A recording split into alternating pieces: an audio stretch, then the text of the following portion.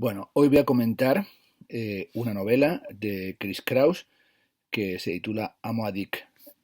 Comenté hace muy poco otro libro de esta misma autora que se llama Video Green, que publicó la editorial Consoni.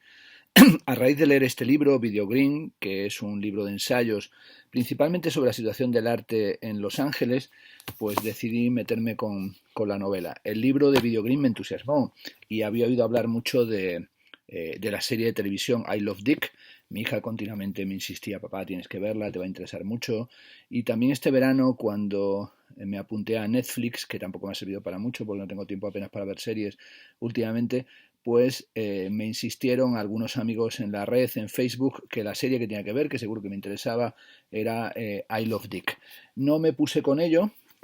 porque como digo tenía mucho lío y tengo mucho lío ahora con exposiciones, pero a raíz de leer Video Green dije: mira, la novela sí que me la voy a leer. La novela se hizo la traducción en Alfa Decay en el año 2013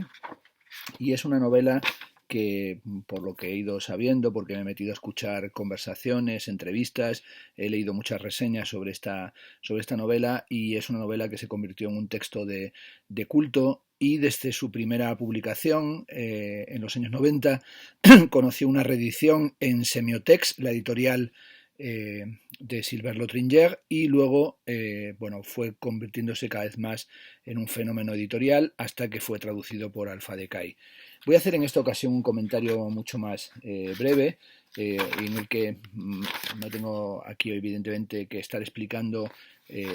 los capítulos o algo por el estilo, sino que únicamente voy a manifestar el entusiasmo que tengo por la novela y sobre todo animaros a que la podáis leer.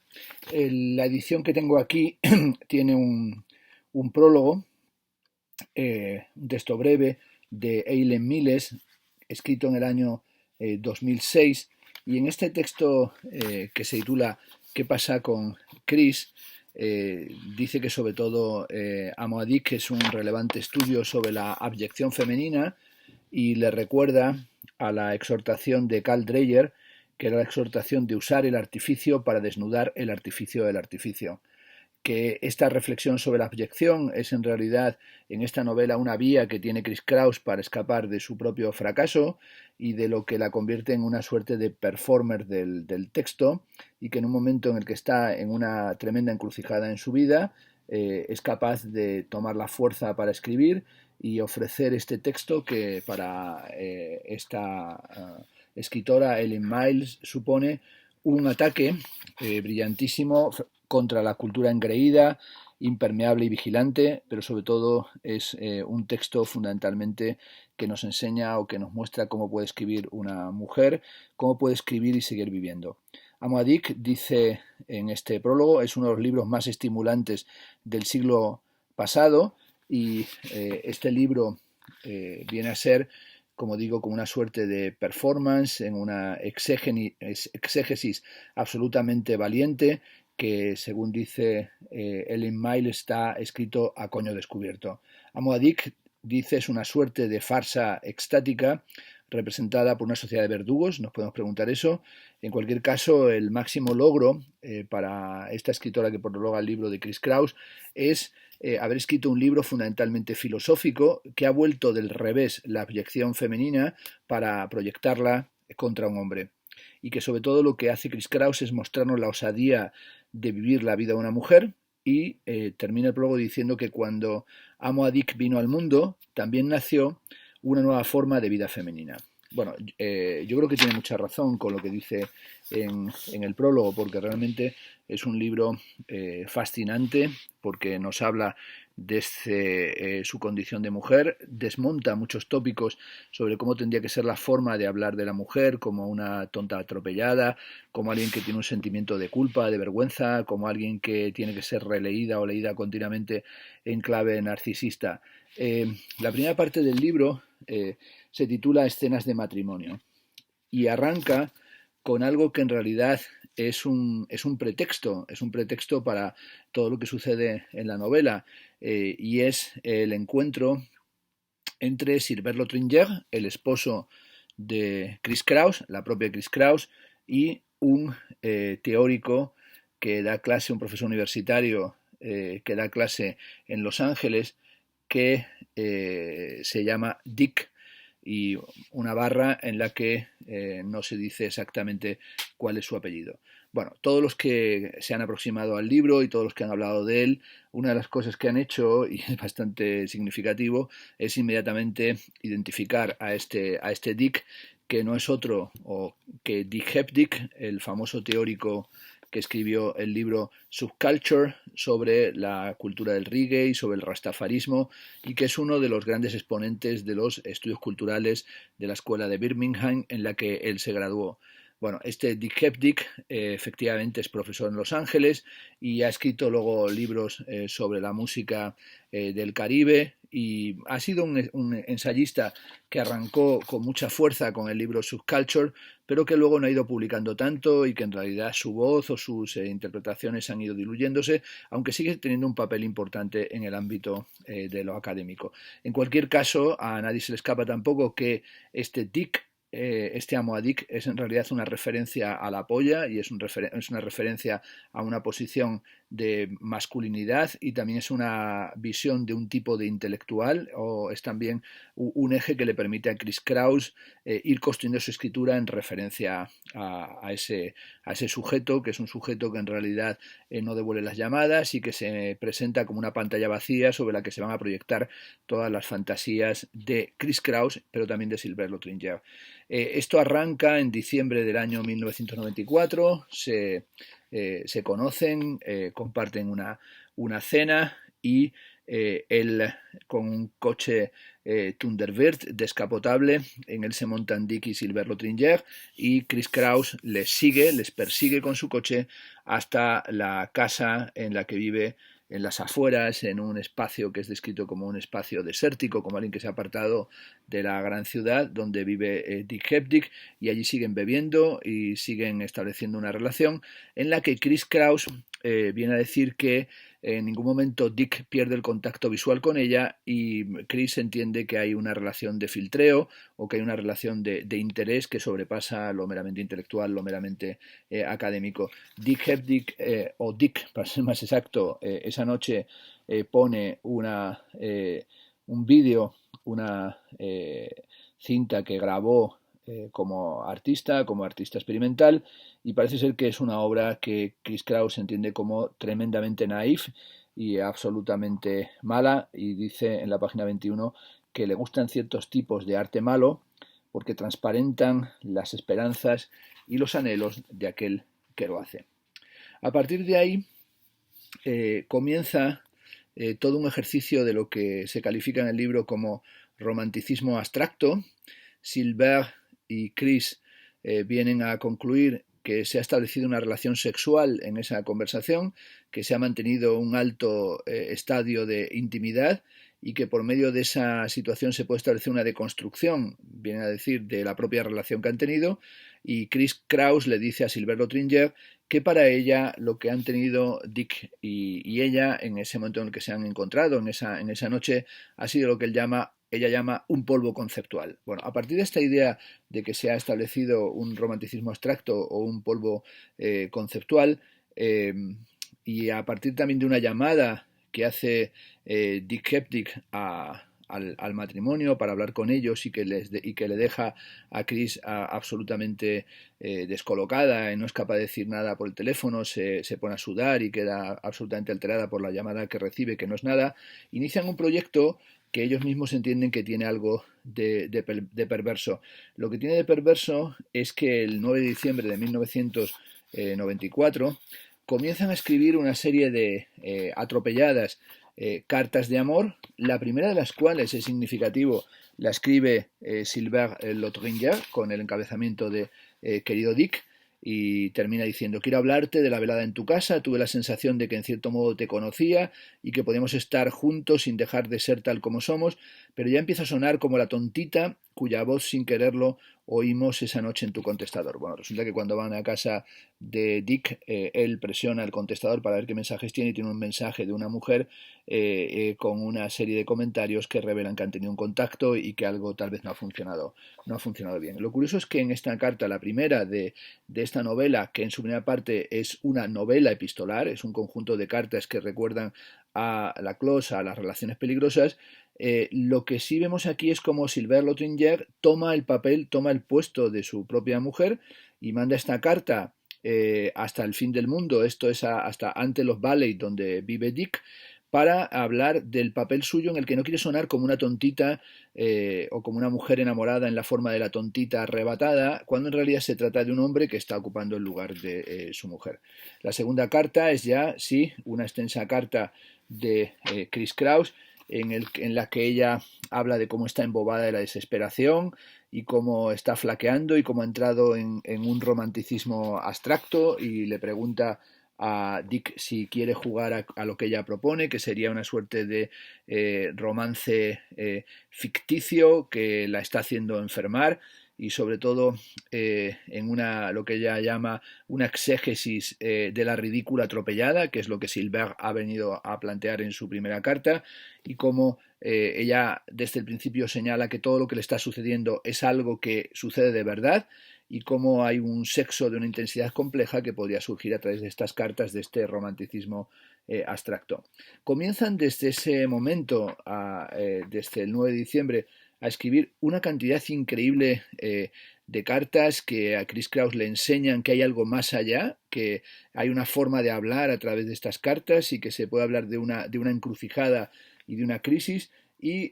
comienzan literalmente, como dicen a partir de la página 33, a perder la chaveta. El 10 de diciembre de 1994 no paran de escribir cartas, Silberg y Chris. Es un juego, se ve entre ellos dos, que les anima y les permite ir planteando como un desafío de ver quién escribe la carta más singular, la carta más brillante, y cómo van generando una ficción narrativa a través de esta historia de romanticismo abstracto, en el que van atropellándose durante páginas y páginas con todas estas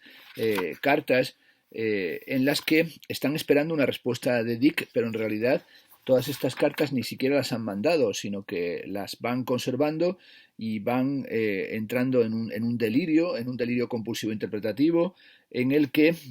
al mismo tiempo van hablando de cuestiones teórico-intelectuales, como sería, pues por ejemplo, una carta también de ese frenético día, el 10 de diciembre, en el que hablan de la alienación del intelectual posmoderno en su forma más insana, que sin duda estos están entrando también en un momento de absolutas fantasías mórbidas. En un momento dado vienen a pensar que lo que están haciendo en este día, en el 10 de diciembre del 94, es una especie de arte alosofical, que se están dedicando a perseguir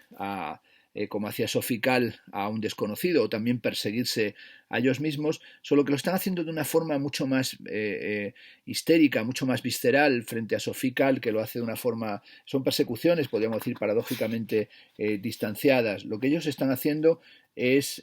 invadir el espacio del otro, aunque no estén mandando de momento las cartas, y sobre todo cómo no quieren dignificar el sexo, sino mostrar también la condición grotesca del propio enamoramiento. Chris Kraus viene a sostener que lo que está encontrando, lo que está buscando en la correspondencia que está empezando a mantener con Dick Hepdick es una suerte de case study, ¿no? Es decir, se trata de un estudio de caso sobre el amor, o un estudio de caso sobre la experiencia del enamoramiento, que es curioso porque a lo largo de todo el libro la figura que he estado todo el tiempo pensando que podría aparecer sería la de los fragmentos de un discurso amoroso de Roland Barthes, que no se menciona en ninguna ocasión,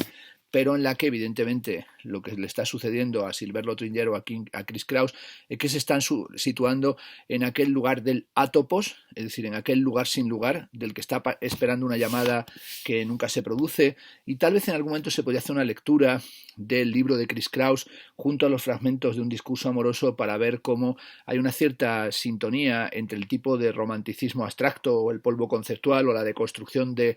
amor que realiza Chris Kraus y la forma en la que también revisa y relee los textos desde Platón hasta Stendhal o hasta Flaubert, que también sí está muy presente en el libro de Chris Kraus, cómo lo está revisando Roland Barthes. Bueno, y como digo, este estudio de caso es el caso específico del enamoramiento y cómo es un enamoramiento sin sexo o solamente con un sexo de carácter conceptual, que está aportando unas claves que son claves en ausencia, y cómo se mantiene la distancia al mismo tiempo que parece que se acortará a través de la correspondencia, y cómo se conecta endosándole al otro las fantasías, porque es una proyección fantasmática la que estamos viendo en este conjunto de cartas en el que la intriga se va poniendo completamente al desnudo. También hay transcripciones de conversaciones como la que tienen el día 11 de diciembre, en las que hablan de cómo quieren que le llamen o cómo necesita que le llame, o como dice Chris Kraus, si no le llama ella va a marcharse a Guatemala, y cómo ya comienza para Chris Kraus a aparecer esto como un proyecto extremadamente perverso, pero que en realidad tiene buena pinta para convertirse en un libro, es decir, como algo que se podría publicar como una suerte de asesinato que aún no se ha cometido, en el que en cierta medida Dick ni siquiera es necesario, porque en realidad él no está diciendo nada y tampoco sabe ni siquiera lo que está sucediendo en la cabeza de Lotringer y de Chris Kraus, que están escribiendo todas estas cartas y entrando en este bucle que se retroalimenta de escritura y de diálogos en algunos momentos absolutamente hilarantes, porque hay que decir que esta primera parte del libro es verdaderamente divertida por lo que revela de la locura que se produce en el enamoramiento, y cómo el no decir nada, esto es el no ser correspondido, es el que desata la correspondencia. Es decir, esa falta de correspondencia por parte de Dick es lo que genera una correspondencia que ocupa un espacio que, como decía también Lacan, es un espacio vampírico, porque la carta está siempre entre el destinatario y el remitente, y en ese espacio se alimenta de sombras, se alimenta de fantasías, en el que en realidad toda respuesta es una respuesta que produce una enorme decepción, un intenso desencanto. Y es sobre todo lo que aquí va sucediendo como una suerte no solamente de case study, sino que se va viendo que la relación entre Chris Kraus y Sylvain Lotringer va tomando intensidad, incluso intensidad sexual o carnal, después de llevar muchos años juntos, una década, en la que el sexo ha ido completamente desapareciendo, y cómo en cierta medida Dick sirve como un tertius ad quem, como el vértice de un triángulo amoroso, que lo que en realidad permite es solidificar, intensificar la relación entre los esposos, y cómo es una forma de recuperar una relación entre ellos mismos. Y cómo no tienen un enfoque, sino que, como dice Chris Kraus, ella no tiene enfocado nada, sino que en realidad lo tiene todo desenfocado porque se encuentra propiamente enamorada. Y sobre todo a Sylvain Lotringer le va pareciendo que todo es muy injusto, porque entra también en una especie de celos que los tiene aparentemente bien controlados, y los celos es que él se pregunta qué ha hecho Dick para merecer esto, cuando en realidad no ha hecho nada, salvo ir a una cena, compartir unas copas y lanzar unas miraditas de filtreo a la propia Chris Kraus. Ella se da cuenta de que han entrado en una zona muy rara y dice, una cosa es escribirle a él, pero ahora nos estamos escribiendo entre nosotros, es decir, que se están escribiendo entre Chris Kraus y Sylvain Lotringer. ¿No habrá sido Dick un medio para llevarnos a hablar uno con otro? Es decir, no será alguien, sino en realidad algo. ¿No será esa tercera persona algo que nos permita que exista una forma casi elegíaca, premortem o postmortem? ¿No será en realidad una mezcla de dicha y desdicha, una forma de entrelazar el lazo entre los esposos, entre el marido y la mujer? En algunos momentos piensan en mandar faxes a Dick exigiéndole que conteste. Esto es un delirio total porque no le han mandado todavía las cartas y quieren que les conteste, o se van atropellando, y sobre todo cómo se van comportando como unos lunáticos temerarios, ¿no? Es una expresión que me encanta, ¿no? Dicen, nos estamos comportando como unos auténticos patricios, es decir, como unos lunáticos temerarios, en los que estamos generando una novela de género epistolar que en realidad es el origen de la novela burguesa, que es algo que señalan en la página 75. También Chris y Sylvain en un momento dado le escriben a Dick sin mandarle la carta de nuevo, pero Dick, ¿por qué te aburres tanto con nuestras vidas? Como dicen, somos dos lunáticos, somos dos flipaos absolutos que estamos con este rollo de las cartas, de este enamoramiento absolutamente increíble y que no tiene ningún sentido, de estas cartas que no llegan porque en ningún momento las hemos enviado, tal vez en el sentido lacaniano, no todo objeto es un objeto perdido, o toda carta llega a su destino, sobre todo si no ha sido enviada, y de repente consideran que el otro es un tipo impávido, una pantalla vacía, hacia la que proyectan todo, pero que en realidad no tiene ningún feedback, no puede tener ningún feedback porque todo sucede dentro de su propia fantasía, dentro de su propia fantasmagoría enamorada, que les lleva a revisar libros como la obra de Henry James, Por el camino de Swann, de Marcel Proust, o la obra de Gustave Flaubert, y como todo Emma Bovary y Madame Bovary se va a convertir también un referente para esta novela contemporánea que ellos están montando, que se trata de una novela contemporánea heteromasculina, que es una historia, que en realidad es la historia de Chris, pero también de la forma en la que involucra a Sylvain Lotringer y a Chris Kraus como un elemento, insisto, en el que rebotan todos los anhelos que ella tiene entre manos. Sobre todo, vemos también cómo se va produciendo una novela como una novela de viajes, porque estos días son los días previos de un viaje que emprende a París, a Francia, Sylvain Lotringer, a reencontrarse con su familia, y también es el momento en el que están empaquetando las cosas en Los Ángeles para marcharse Chris Kraus al norte de Nueva York, a una zona fría y boscosa donde tienen una casa, también convirtiéndose la novela en una novela de viajes continuos, de viajes a Europa, de viajes entre Nueva York y Los Ángeles, también incluso de intervenciones en el sector inmobiliario y de cómo Chris Kraus se ha convertido en alguien que ha apoyado la carrera académica de Sylvain Lotringer. Es una de las figuras decisivas, como sabréis, de la llamada French Theory. En el libro French Theory aparece constantemente Sylvain Lotringer, que fue el que publicó libros de Baudrillard como Oubliar Foucault, Olvidar a Foucault, y también tuvo diálogos con Paul Virilio, como las conversaciones con Paul Virilio que están traducidas al español, o también ha escrito sobre la guerra o sobre distintas temáticas que son como un punto de enlace entre el pensamiento postestructuralista y la configuración de ese magma de pensamiento psicoanalítico deconstructivo que ha tenido tanto encaje en la Universidad Americana y que de hecho permitió que Sylvain Lotringer se convirtiera en un personaje muy bien consolidado, muy bien ensamblado dentro del ámbito académico en los Estados Unidos, en el que, según parece, Chris Kraus fue decisiva para orientarle y sobre todo para apoyarle y para conseguir que sacara beneficio dando las conferencias en las distintas universidades y reinvirtiendo ese dinero en la compra de casas y en las reformas, que es lo que luego a su vez le permitirá a ella tener unos ingresos. Nos habla de esos días de diciembre, como digo, en los que Silver se va para Europa y ella atraviesa los Estados Unidos sin dejar de escribir esas cartas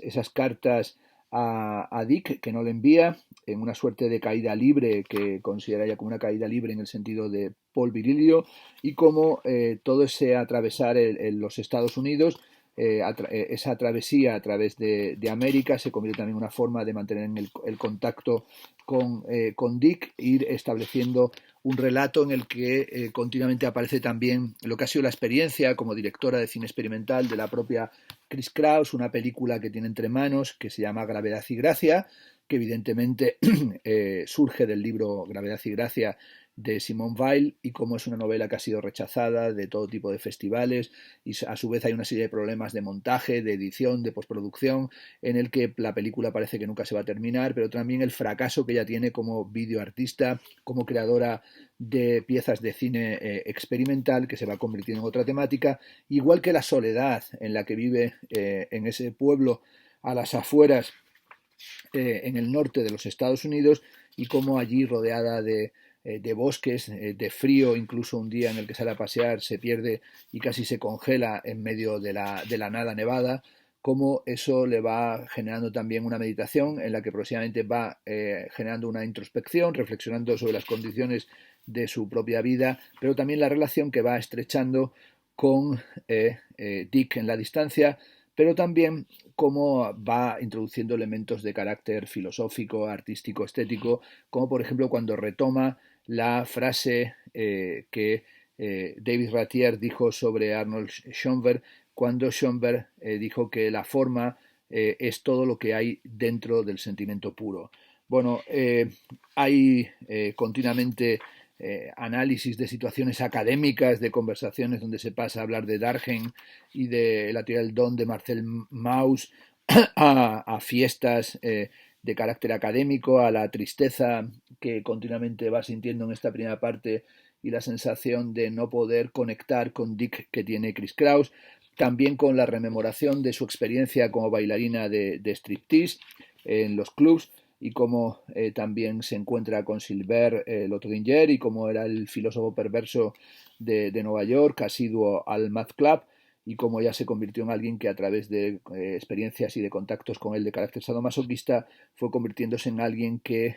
se introduce en su vida y se convierte en su esposa, y cómo van pasando progresivamente de la pasión sexual sadomasoquista a la ternura, y cómo la ternura se ablanda y cómo finalmente el sexo se desploma y la intimidad se vuelve una intimidad solamente de carácter conversacional, y cómo la relación entre ella, entre Chris Kraus y Silver Rottinger, es la de una pareja sin sexo, pero como ella dice que una pareja sin sexo en realidad progresivamente deja de ser una pareja. La segunda parte del libro se titula Todas las cartas son cartas de amor, y se fecha desde Turman, que es el lugar donde ella tiene la casa, esta casa apartada e invernal. Se comienza a fechar en febrero de 1995, y en toda esta parte el libro toma otro cariz. Ya no son esas cartas en las que la temática es durante, bueno, pues 140 páginas del libro una temática de cartas amorosas verdaderamente entre ridículas, vertiginosas y llenas de intensidad, para convertirse la segunda parte del libro en un libro en el que se va introduciendo cada vez más las reflexiones de carácter estético literario y estético filosófico, y las críticas de arte y las aproximaciones a los artistas, con lo cual se revela que las cartas que ella ha mandado, y en realidad no ha mandado, sino las cartas que ha escrito y el tipo de dinámica que se ha desencadenado en ese furor, en ese tsunami epistolar, lo que han desencadenado es la posibilidad de la escritura para Chris Kraus. Es decir, esa posibilidad de escritura se abre para Chris Kraus reconociendo su voz y reconociendo su talento y reconociendo la capacidad y asumiendo la capacidad que tiene para hablar sobre lo que le interesa, sobre el arte, sobre la cultura, sobre sus propios sentimientos, sin tener que tener una posición que es una posición exógena, es decir, colocarse en el lugar que el hombre quiere colocarla. Por lo tanto, toda esta segunda parte sería como la consecuencia del furor del enamoramiento, y cómo ese furor del enamoramiento, aunque le ha mantenido en la posición bartesiana de lo atópico, en realidad le permite hacer a partir de entonces una escritura tremendamente personal y absolutamente brillante, que podríamos llamar heterotópica, en la que pasa de toda utopía, porque podemos decir que el cine o las realizaciones de cine experimental aparecen como su utopía artística. Su posición enamorada es una posición atópica, y sin embargo su escritura en la segunda parte del libro es una posición heterotópica, que es que está hablando del arte pero en una forma absolutamente diferente. Dedica, por ejemplo, las primeras páginas de todas las cartas son cartas de amor, para comentar la exposición que vio en la galería Ronald Feldman en Mercer Street, que es la exposición de Eleanor Anting, que se llama Minetta Lane, un cuento de fantasmas. Y esta exposición de Eleanor Anting es una exposición que va a ver más adelante, como nos dice en el libro, de nuevo en Los Ángeles, y en la que describe toda una aproximación a unas ventanas donde se proyectan imágenes, y nos va demostrando ya aquí Chris Kraus que ha encontrado su voz como teórica del arte, como crítico del arte, y cómo describe esta fascinante instalación que refleja momentos pasajeros y cómo la vida nos va atravesando y que genera en nosotros. En toda esta parte de todas las cartas son cartas de amor, nos viene a decir que a través del amor ha aprendido cómo escribir y cómo vivir en un estado de tanta intensidad vital que le obliga a ser precisa y al mismo tiempo consciente. También nos habla, como dice en la página 154, como en Farsi Inshalat significa está escrito, y que escribir un relato cuya narradora empieza a entender que puede ver los hechos tal como ocurren en su vida, no como sorpresas, sino como desvelamiento, la revelación sistemática del destino. Y esa revelación sistemática del destino le lleva de repente a ir a Art Center y leer el ensayo de Dick que se titula Los medios de comunicación y el tiempo mágico, en un catálogo del Kunstmuseum de Zúrich. Es interesante señalar que Chris Kraus en ningún momento cita exactamente los libros de Dick Heptic, en ningún momento se ve citado Subculture, y cita un libro, El Ministerio del Miedo, que no es un libro de Dick Heptic, o cita ensayos en catálogos que en realidad no existen. Incluso en algún momento Aliens y Anorexia cita textos que atribuye a Dick, que en realidad van a ser textos que escriba más adelante la propia Chris Kraus, es decir, que está construyendo el personaje como un personaje que es una proyección masculina de su propio yo y cómo esa proyección le permite elaborar y deconstruir una serie de dispositivos, de códigos, de estereotipos contra los que ella quiere posicionarse de una forma extremadamente lúcida, es decir, es ese desmontar el artificio con el artificio del que ya hemos hablado. Y ella sí se inventa este ensayo de los medios de comunicación y el tiempo mágico, en que plantearía a Dick una suerte de política estructural, que no fuera meramente la política del baúl de los recuerdos, sino un tiempo, un universo de información donde a la manera de Levi-Strauss pudieran regir las leyes del pensamiento salvaje. Vemos a Chris Kraus como una lectora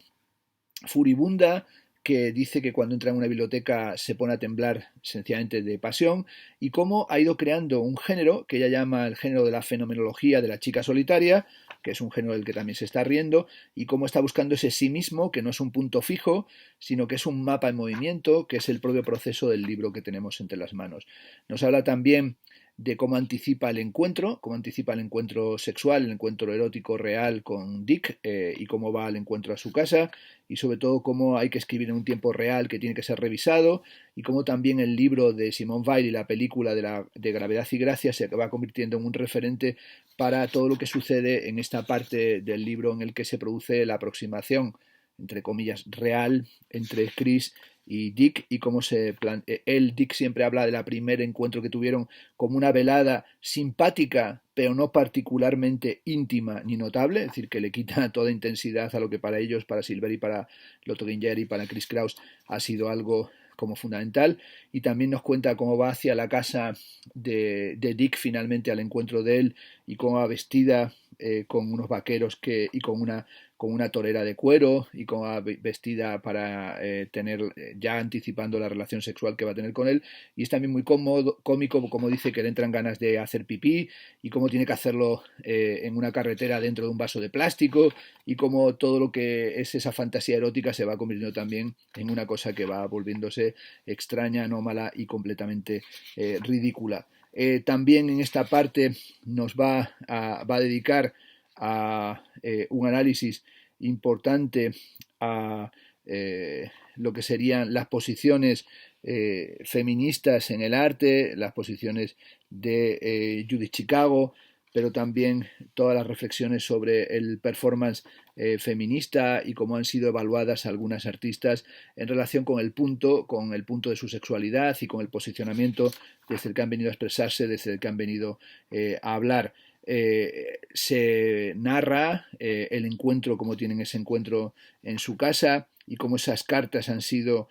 unas cartas absolutamente reales, y que la experiencia real es esa experiencia de la escritura, y cómo ella quiere ser dueña de todo lo que le pase ahora. Dice en la página 185, quiero ser dueña de todo lo que me pase ahora, quiero vivir mi propia vida, quiero desarrollar estos estudios de caso, y también como el diálogo que tienen para el día que va a la casa de él, pues es un diálogo así como tremendamente frío, en el que ella dice que quiere quedarse en la casa, y le pregunta ya, pero ¿qué quieres decir con que te quieres quedar? Quiero dormir contigo, pero ¿por qué? Etcétera, etcétera, y se va estableciendo esa relación, que es una relación en la que él no deja de estar alucinado de por qué quiere tener una relación con él cuando ni siquiera le conoce, y cuando ella le dice que bueno, que a lo mejor se trata de pasárselo bien, y él dice que no existe eso de pasárselo bien, que siempre acaba todo con lágrimas y decepción. Bueno, tienen la relación, y él le dice a ella, cuando ella insiste en que le desea, le dice una frase muy a lo Barleby, le dice, no te diré que no, pero este no te diré que no es también una cosa absolutamente fría, y cómo tiene una relación, y cómo al día siguiente se establece ese momento de decepción y lágrimas, y cómo la aceptación fue en realidad la falta de aceptación, y cómo a partir de ahí aparecen todos esos instantes de patetismo, esas llamadas en las que en realidad no se dice nada, y cómo parece como si él la tratara con crueldad, que es algo que también le lleva a seguir reflexionando sobre el papel de la relación y del amor en Simone Weil, y de la crueldad, y cómo somos humilladas, o cómo las mujeres son humilladas, y cómo se las rebaja con respecto a su propio nivel, y cómo ella trata de escapar de la sensiblería. Hay una parte que se titula dentro de este bloque la exégesis, en el que ella va analizando esta situación de intimidad como una intimidad depauperada, en el que ella insiste que solo quiere ser sincera, pero también el cuestionamiento de la sinceridad, ¿no? Porque citando a David Rattray, que, bueno, un autor fundamental para Chris Kraus, que un yonki que dedicó su vida a leer y a traducir a Antonin Artaud y bueno, durante un tiempo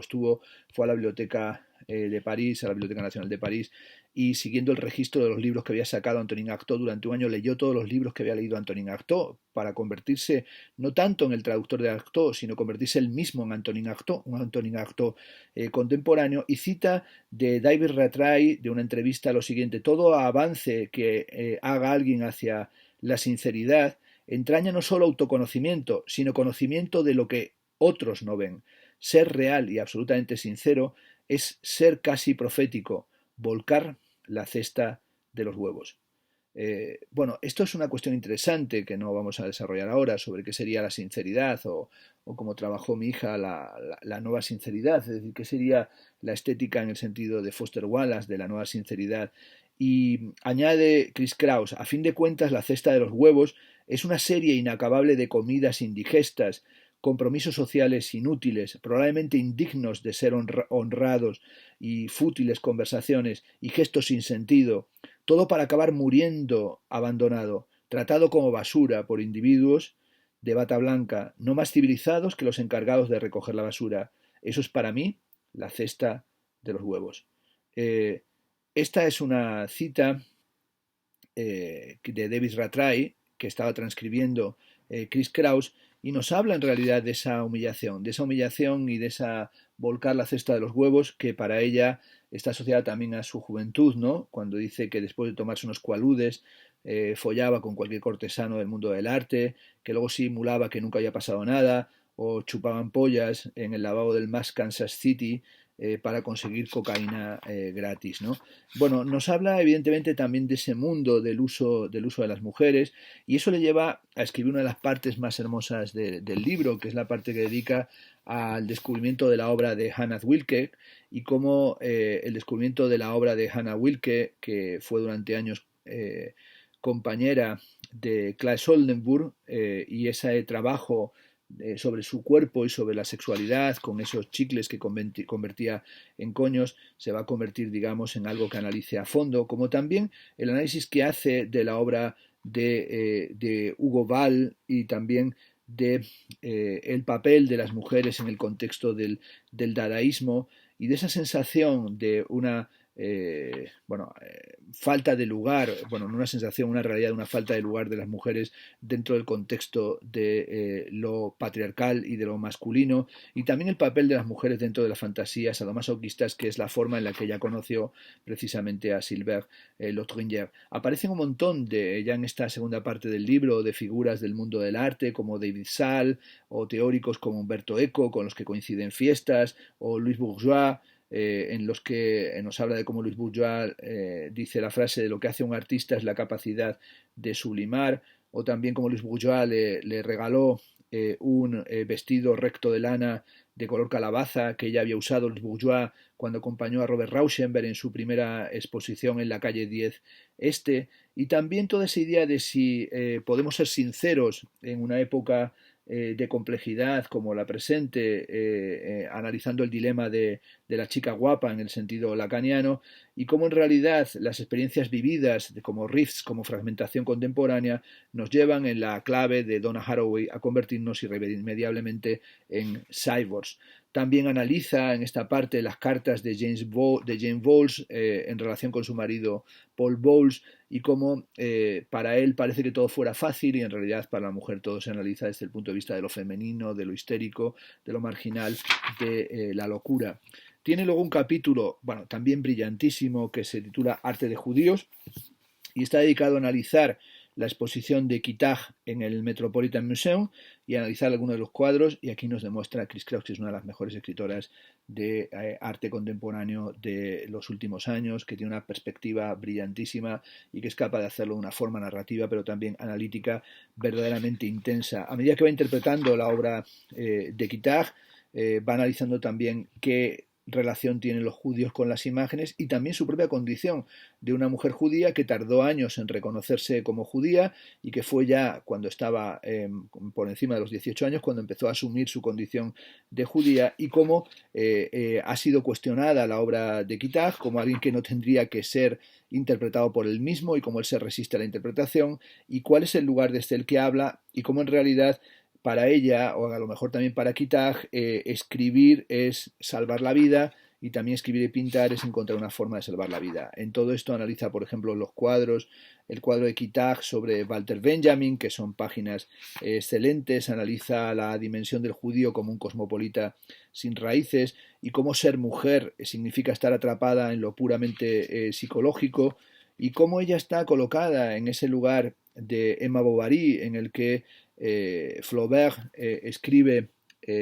a Louise Colette cuando le dice a Louise Colette que ha hecho del arte un verdadero vertedero de pasiones, una especie de orinal para recoger el derrame de no sé qué y no huele bien porque huele a odio. En cierta medida se coloca en ese lugar de la carta, de esta carta insultante de Gustave Flaubert, cuando escribe a Louise Colette, porque ella también se ha convertido aparentemente en un vertedero de pasiones en las cartas que le ha enviado a Dick, que finalmente se las ha dado físicamente, es decir, le ha dado el fajo de las cartas para que vea todo lo que ha elaborado proyectivamente en torno al amor que siente hacia él. Bueno, toda esta parte, por tanto, del libro es una parte en la que analiza una serie de obras donde también se reencuentra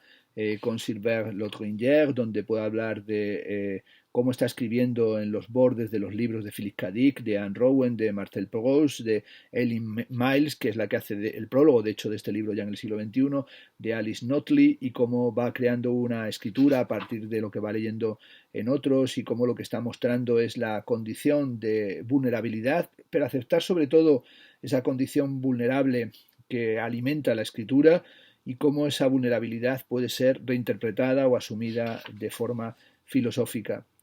También analiza cómo las mujeres cuando están hablando desde su pasión, desde su sentimiento, son en muchos momentos tratadas sencillamente como inexplicables, como autodestructivas, como locas y cómo en este momento pues sobre todo aparece ese fracaso que sería el fracaso de tener que hablar desde lo personal. Es ahí en un capítulo que se titula Monstruos, donde dedica unas páginas fabulosas a, como ya he dicho, a Hannah Wilke y a sus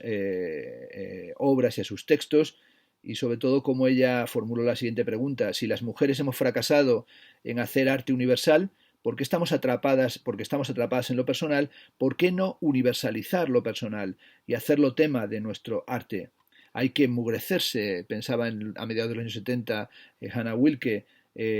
llamar coño al coño, y así en el vídeo del 74, el primero de sus vídeos titulado Gestos, Wilke nos muestra una expresión de lo que sucede en el cuerpo, en su degradación y en su mortalidad, y cómo los críticos trataron con mano dura a Hannah Wilke y cómo lo consideraban algo absolutamente patético, y sin embargo algunas creadoras como Rim Morton pues encontraron ahí un camino y señalaron que era algo de una enorme intensidad. Feministas hostiles, dice Chris Kraus, como Lucy Lippard, veían que el trabajo de Hannah Wilke era un trabajo exhibicionista, que era objeto de la manipulación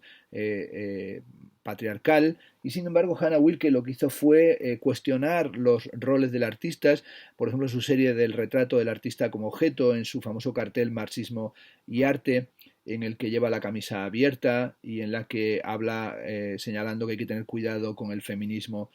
fascista. Bueno, estas páginas de Hannah Wilke me han parecido realmente brillantísimas en torno a las poses, a los gestos, a las burlas y sobre todo con aquella aclaración que hizo Wilke de que para ella el feminismo en el sentido amplio de la palabra es mucho más importante que el arte. Si el arte, dice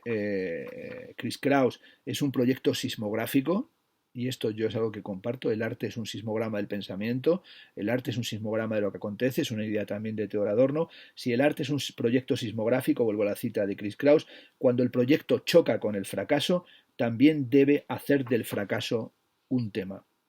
Bueno, toda pregunta una vez formulada se hace paradigma y lleva dentro de sí la propia verdad.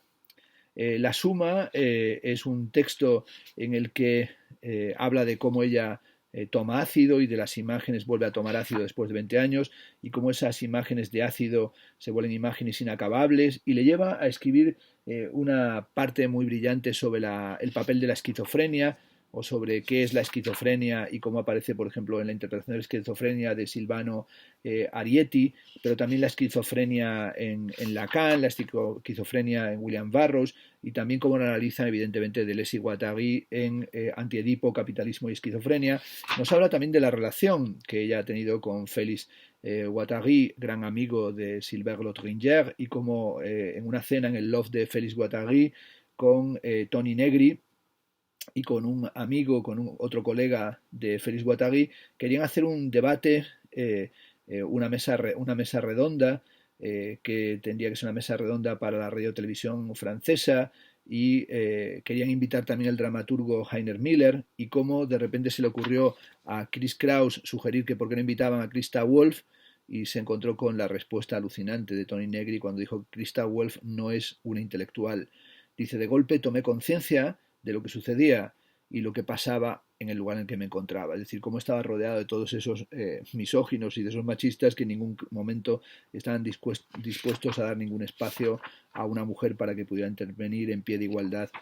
con ellos. Analiza toda esta cuestión de la esquizofrenia y sobre todo, bueno, de la relación que se va estableciendo ya en el final del libro con Dick, que es una relación de gran distancia, en el que él dice que está harto del chantaje emocional, en el que los encuentros son cada vez encuentros más frustrantes, y cómo toda esta idea de la esquizofrenia y la locura le lleva a revisar la relación que ella ha tenido con la locura y con la esquizofrenia y los contactos que ha tenido con un hospital psiquiátrico y también con todas esas mujeres que han sido conducidas hacia el borde de la locura o han sido calificadas directamente como locas. Rescata de Kaoshofi, del libro de Félix Guattari, la siguiente frase: experiencia vivida no significa cualidades sensibles, significa intensificación. Siento que significa que dentro de mí está sucediendo algo. Y este suceder algo es lo que pasa en este libro. Lo que sucede aquí en este libro es que Chris Kraus se convierte en una escritora, es decir, que se convierte en una escritora,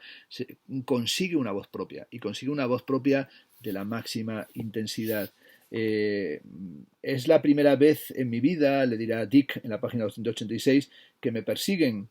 Amarte era como tomar un suelo de la verdad porque lo sabías todo. Yo nunca te he pedido eso, dice Dick, y telefónicamente dice Chris Kraus sintió vergüenza, cómo su voluntad había pasado por encima de los deseos de Dick, de su fragilidad, y cómo amándole había violado todas sus fronteras y había llegado incluso a hacerle daño. Habla también de cómo coincide con él en algunas exposiciones y cómo los encuentros son encuentros de una enorme frialdad y cómo hacia el final del libro dice ella que tiene que ir al meollo y el meollo tiene que ver en realidad con la subjetividad dividida, pero también con esa necesidad de hablar en un yo femenino, como dice que hizo Lucy Irigaray, que en un simposio sobre Saussure en la Universidad de Columbia rompió allí en público a llorar. David Rattray aparece todavía al final del libro como una referencia para Chris Kraus por la forma en la que él lo proyectó todo en Antonin Artaud, de la misma forma que Chris Kraus rebotando contra la pantalla de la masculinidad de Dick, de ese Dick que, como digo, no es un teórico, sino que es la posición del intelectual misógino masculino, y como ese Dick, que es también la polla, le permite a ella, que asume la posición de un coño parlante, de un coño que escribe, de un coño que habla, le permite tomar la palabra y le permite hacerlo de una forma absolutamente desinhibida. Y cómo encuentra en Catherine Mansfield, en Je ne parle français, yo no hablo francés, en ese texto, encuentra que allí ya estaba Dick, ¿no? Cuando dice que no fue imposible no fijarme en Dick, era el único inglés que estaba presente. Y análisis en las páginas ya finales, 298, del texto de Catherine Mansfield, es en realidad como una prefiguración en el texto de Mansfield de lo que ella misma está haciendo en estas cartas, en esta novela, en estos textos fragmentarios, pero maravillosamente hilvanados en estas interpretaciones. Reaparece, como en un retorno de lo siempre igual, en Los Ángeles, la exposición de Leonor Anting en el Museo de Santa Mónica, la Minetta Lane, un cuento de fantasmas, en la galería que ella vio en Soho, como hemos dicho, en la galería Ronald Feldman, y ahí se reencuentra con Dick de una forma tremendamente fría, que le señala que en realidad no hay posibilidad de establecer ya ninguna relación. y es justamente ese momento en el que también, después de reconocer su fracaso como cineasta con su película en torno al libro de Simone Weil, Gravedad y Gracia, pues ella se da cuenta de que es la escritura aquello que le permite encontrar su dicción, su lugar propio, su forma de enunciación. El último de los fragmentos del libro se titula Dick responde, y justamente el día en el que ella está estrenando, o el día en el que ella va a estrenar la película Gravedad y Gracia, y en el momento en el que ella está pues entusiasmada porque todos los problemas que ha tenido para realizar y para terminar la película han llevado a que finalmente se puede presentar, ese día Dick decide contestar y manda por FedEx pues dos cartas, y manda una carta a Sylvain Lotringer y otra a Chris Kraus, y ella dice que el día en el que va camino en Nueva York del mercado de largometrajes independientes para presentar su película, pues dice, lo voy a abrir después de que se proyecte para que no perturbe mi presentación y el estado emocional en el que me encuentro, y finalmente decide abrir las cartas. Abre primero la que dirige Dick a Sylvain, y Sylvain lo que hace ahí es escribir una carta verdaderamente sorprendente, pero que es el giro final de la novela, en el que se resiste a aceptar lo que ha sucedido, que no puede entender por qué la han tomado como objeto de atención tan obsesiva, a partir de unos encuentros que eran cordiales, y repite, pero no especialmente íntimos ni memorables, y cómo esto fue volviéndose francamente incomprensible. Al principio, dice Dick, la situación me desconcertaba, luego empezó a molestarme, y lo que más lamento ahora es no haber tenido valor en su momento para comunicaros lo embarazoso que era ser objeto involuntario de lo que en la conversación telefónica de antes de Navidad me definisteis como un juego estrafalario. Lo que intenta Dick en la carta a Sylvain Lotringer es conservar la amistad con Sylvain Lotringer, y como la amistad, dice Dick, es algo raro, es verdad que es algo raro y delicado, que se construye con el tiempo, que se fundamenta en la confianza mutua, en el mutuo respeto y en los intereses recíprocos y los compromisos compartidos. En estas circunstancias, al menos por el momento, tal vez los daños sean demasiado en ambas partes como para sellar el pacto de acercamiento necesario para restablecer esa confianza que abona la amistad. Y la carta termina, no comparto vuestra convicción de que por el talento de Chris, a la que escribe con K, es decir, que ni siquiera escribe bien su nombre, K-R-I-S cuando es C-H-R-I-S, no comparto vuestra convicción que por el talento de Chris se deba sacrificar mi derecho a la privacidad. Recuerdos, Dick. Bueno, le recomendaba también, o le mandaba, un libro de Georges Lapadés, que es un libro sobre los estados alterados del que habían estado hablando Dick y Sylvain Lotringer. Resulta que Sylvain no es que conociera o estuviera pendiente de conocer la obra de Georges Lapallés, sino que es que en realidad fue profesor, le conoció en el año 1957 en París, y fue precisamente Georges Lapallés quien le ayudó a Sylvain Lotringer a tomar una decisión, que es la decisión de no ir a Israel, no ir a un kibutz y abandonar el contacto con el movimiento sionista, y como Sylvain Lotringer tuvo precisamente a este Georges Lapallés que aparece en la carta de Dick como un maestro, y cómo le llevó a separarse del judaísmo, y fue sobre todo esa la posibilidad para que entrara y para que se engarzara lo que habría sido con su carrera universitaria. Y cuando se está acercando a Houston Street, impaciente, Chris Kraus abre el sobre de la carta dirigida a ella y empieza a leerlo. Y lo que le ha mandado Dick ha sido una fotocopia de la carta que le envió a Sylvain Lotringer, es decir, de la carta que acaba de leer. Y termina la novela diciendo, cargando con ese peso, resolló y tomó aliento. Se bajó del taxi y presentó su película. Bueno, hay continuamente esos pasos de la primera persona a la tercera persona, hablando Chris Kraus de ella misma en tercera persona, pero este momento en el que se da cuenta que todo lo que haya proyectado regresa en realidad como una carta de carácter académico para conservar los compromisos académicos con Sylvain Lotringer y su amado, el objeto del enamoramiento, el objeto que le ha permitido desplegar esa correspondencia epistolar como novela aparentemente burguesa, pero en realidad como escritura feminista y absolutamente deconstructiva, maravillosamente deconstructiva, en realidad le manda a ella una fotocopia. Ahí termina la novela y luego viene el epílogo de John Joan Hawkins, que se titula Ficciones teóricas, que nos dice que esta es una gran novela, que es una gran ficción teórica, que tiene que ver con las amistades peligrosas y con Madame Bovary, y que se ha ido convirtiendo Amo Dick en una obra que analiza tanto el amor cuanto incluye ensayos sobre, como hemos dicho, Kitag, la esquizofrenia, Hannah Wilkins, Eleanor Artin o la política guatemalteca, donde también analiza, ¿verdad?, la posición de una activista norteamericana que acusó al gobierno guatemalteco de secuestrar y asesinar a su amado, que era un miembro de la guerrilla, y cómo en realidad toda la novela de Chris Kraus tiene que ver con el triángulo del deseo, de mentira romántica, verdad novelesca, de René Girard, y cómo Amodic es una obra de arte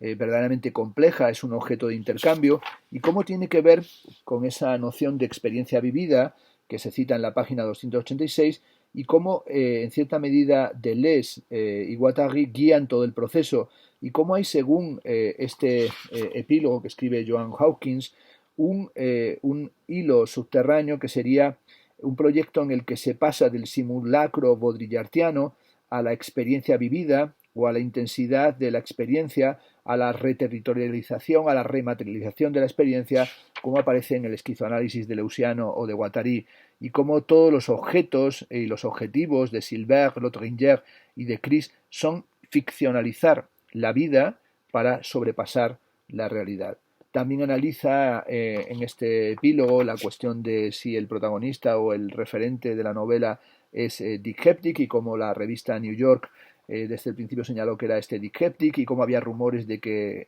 este señor intentó evitar que el libro se publicara, amenazando con plantear demandas a Kraus por invasión de la privacidad, y cómo en realidad no entendió que, como dijo Chris Kraus, dicks son todos los dicks, es decir, dicks son todas las pollas, y hay un Iberdick, un super dick, que sería una suerte de objeto transicional. Es decir, dick no es otra cosa que la virtualidad que se convierte en potencialidad, en la potencia de la escritura que despliega la propia Chris Kraus, y cómo es ella misma la que crea los textos que habría escrito Dick, que en realidad no son otra cosa que textos de la propia Chris Kraus. Y cómo Amo a Dick se convierte también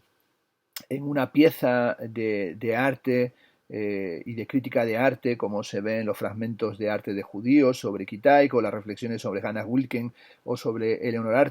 Anting, y cómo tiene mucho que ver con la forma en la que Roland Barthes hablaba, por ejemplo, de Julia Kristeva, que aquí se aparece Barthes, ¿no? Y es una reflexión interesante, ¿no? Cuando en 1970 Roland Barthes se sentó a escribir una reseña entusiasta de los primeros libros de Julia Kristeva, decidió titular esa reseña L'étrangère, la extranjera, la extraña, aludiendo evidentemente a esta Kristeva de origen búlgaro que había llegado a París en el año 1966. Roland Barthes dice lo siguiente: Julia Kristeva cambia las cosas de lugar, siempre destruye la última idea preconcebida, subvierte la autoridad. Y ciertamente Chris Kraus también cambia las cosas de lugar,